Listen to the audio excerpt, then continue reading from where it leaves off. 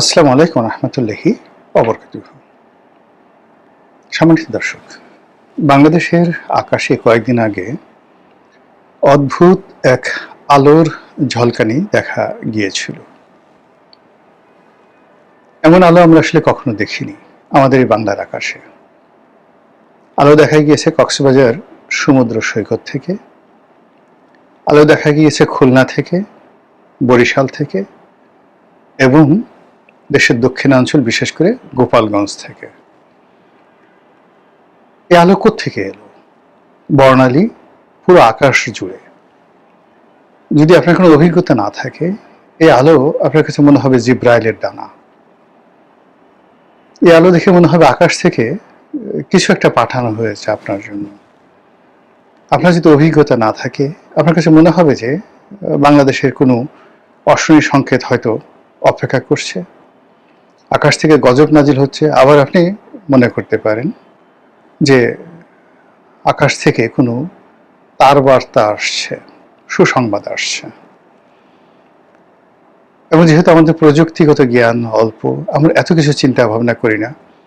আমরা নানা রকম সেই পুরো জাতি প্রায় ৪৮ ঘন্টা যাবৎ দেশের পত্র পত্রিকা সব কিছু আমরা এই আলোকে কেন্দ্র করে নানা রকম প্রেডিকশন করা শুরু করলাম।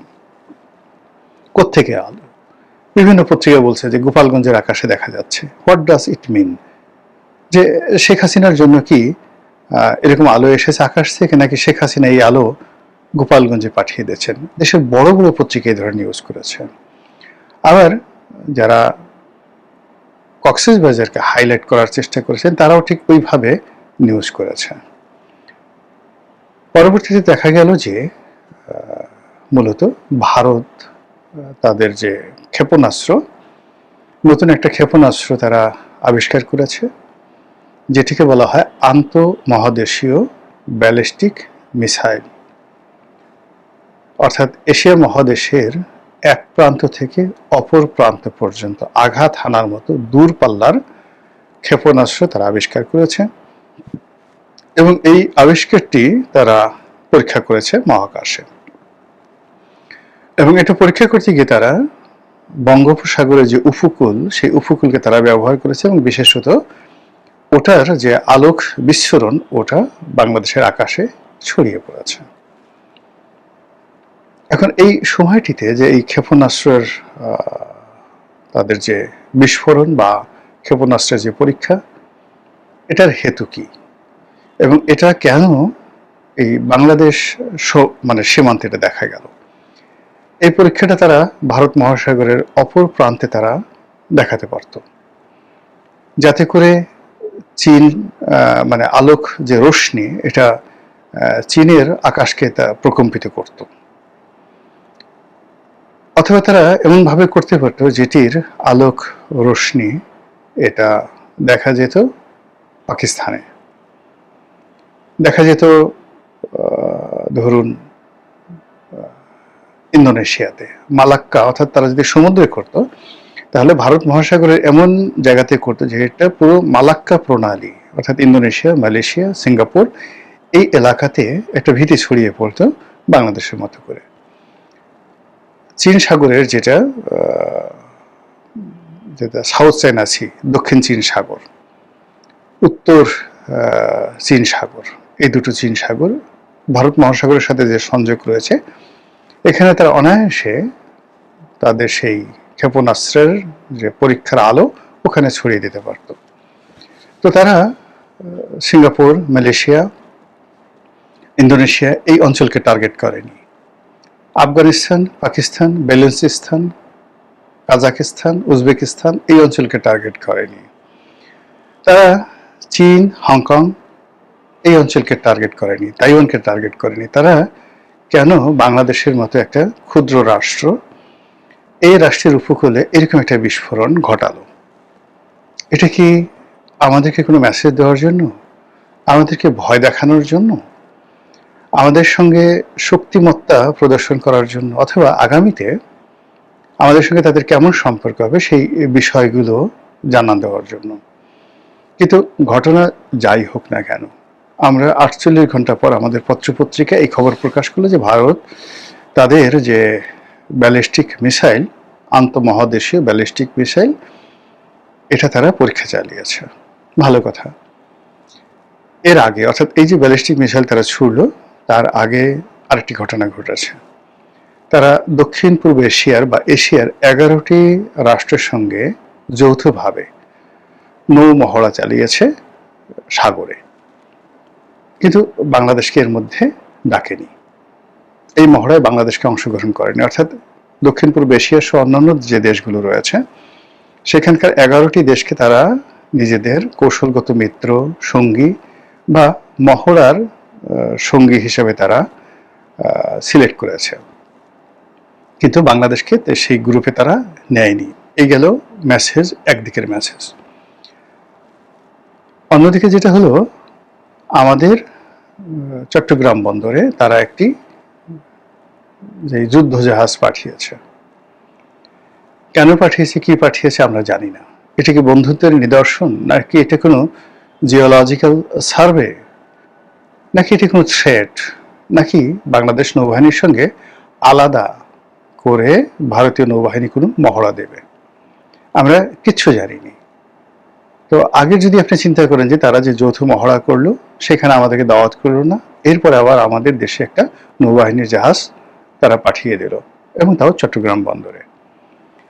এরপর সেই যে বাংলাদেশের আকাশে দেখা যেতে পারে, এইভাবে তারা ব্যালিস্টিক মিসাইলের পরীক্ষা চালালো।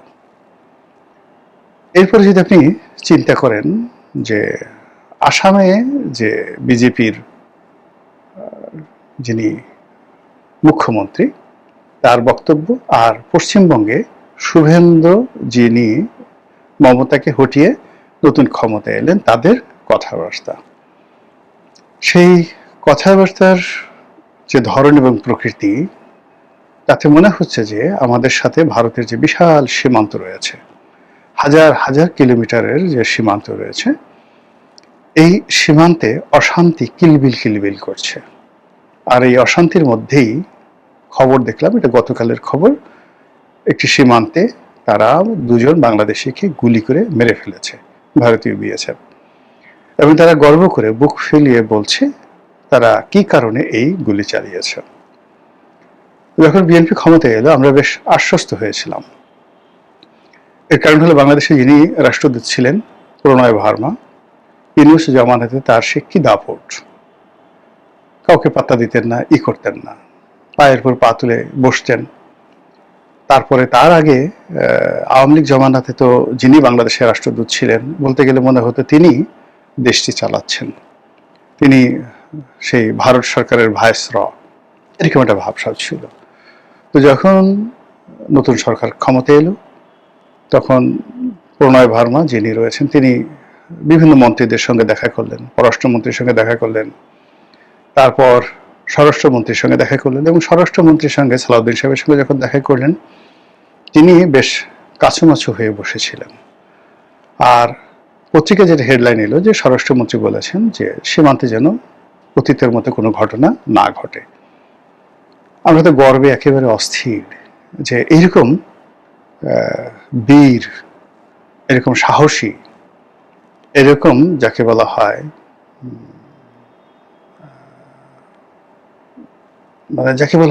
মানে এরকম স্বরাষ্ট্রমন্ত্রী, আমি কি বলবো, মানে কোনো বিশেষণ খুঁজে পাচ্ছি না।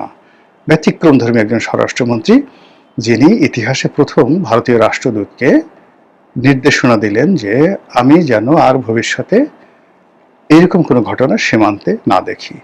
তা আমরা সবাই হই হই করে বলে উঠলাম যে না, এইবার এটা বাঘের বাচ্চা, এবার একটা বাপের বেটা মন্ত্রণালয়ের দায়িত্ব পেয়েছে, এখন আর ভারতে এই কর্ম করতে সাহস পাবে না। কিন্তু এই গত কয়েক দিনে সীমান্তে যে সকল ঘটনা ঘটছে, একটার পর একটা ঘটনা ঘটছে, এটি কোনো অবস্থাতেই সরকারের জন্য, আমাদের জন্য স্বস্তিদায়ক নয়। আপনারা যারা পররাষ্ট্র মন্ত্রণালয়ের খবরাখবর জানেন, তারা জানেন যে পররাষ্ট্রমন্ত্রী তিনি দিল্লি সফরে গেছেন, এবং সেখান থেকে আসলে কার্যত খালি হাতে ফিরেছেন। তারপর দিল্লি থেকে ফিরে তিনি আবার বেজিং সফরে গিয়েছেন, আবার বেজিং থেকে ফিরে তিনি আমেরিকাতে গিয়েছেন। ফলে পররাষ্ট্র মন্ত্রণালয়ে যে কি হচ্ছে, আমাদের পররাষ্ট্র নীতির যে গতি এটি কোন দিকে, ভারত এই মুহূর্তে আমাদের সঙ্গে কি করছে, আমেরিকা আমাদেরকে এই মুহূর্তে কিভাবে ট্রিট করছে, বা বেইজিং বাংলাদেশের ব্যাপারে কি সিদ্ধান্ত নিয়েছে, এই সমস্ত বিষয় নিয়ে যখন আমরা চিন্তিত, ঠিক সেই সময় পাকিস্তানের যিনি স্বরাষ্ট্রমন্ত্রী, নজিরবিহীনভাবে তিনি বাংলাদেশে এলেন। পাকিস্তানের স্বরাষ্ট্রমন্ত্রীর সঙ্গে আমাদের কোনো কাজ নেই, বরং বাণিজ্য মন্ত্রীর সঙ্গে কাজ থাকতে পারে, অর্থমন্ত্রীর সঙ্গে কাজ থাকতে পারে, পররাষ্ট্রমন্ত্রীর সঙ্গে কাজ থাকতে পারে, কিন্তু স্বরাষ্ট্রমন্ত্রীর সঙ্গে আমাদের কি কাজ পাকিস্তানের? তিনি এলেন, আর তিনি এসে যে চুক্তি করলেন সেটি হলো চোরাচালান বন্ধ, মাদক পাকিস্তানের সাথে বাংলাদেশের সাথে যেন মাদক বিনিময় না হয়। তো এখন পাকিস্তানের সঙ্গে আমরা কিভাবে মাদক বিনিময় করব, কি করব, মানে এই জিনিসগুলো নিয়ে ভীষণ রকম আলোচনা হচ্ছে। বাংলাদেশের সঙ্গে পাকিস্তানের অনেকগুলো অমীমাংসিত বিষয় রয়েছে।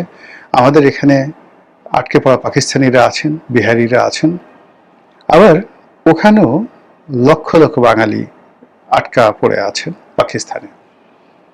এর বাইরে আমরা যখন 1971 সনে আলাদা হয়ে গেলাম, তখন আমাদের যে প্রাপ্য ছিল তাদের কাছে অনেক টাকা পাওনা ছিল ওই আমলে। এটা সম্ভবত তখন $8 বিলিয়ন ছিল, যেটি এখন বাড়তে বাড়তে সুদে আসলে বর্তমান জমানাতে এটি 200 বিলিয়ন, 200 বিলিয়ন মার্কিন ডলারে পরিণত হয়েছে আমাদের হিস্সা, যেটি পাকিস্তান কোনো কথা বলছে না, বা পাকিস্তান এখন বিক্রি করলে $200 বিলিয়ন হবে না। তো এই সকল বিষয় নিয়ে আলাপ নাই, আলোচনা নাই, কিন্তু পাকিস্তানের সঙ্গে আমাদের সমঝোতা স্মারক হচ্ছে। আর এসব ঘটনার মধ্যেই আকাশে সেই ক্ষেপণাস্ত্রের আলো দেখা যাচ্ছে। এটা কি অশনির সংকেত, নাকি কোনো মঙ্গলের বার্তা? এই আলো কি আমাদেরকে আলোকিত করবে, নাকি এই আলো আমাদেরকে অন্ধকারের দিকে নিয়ে যাবে, সেটাই দেখার বিষয়। মহান আল্লাহ আমাদের সবাইকে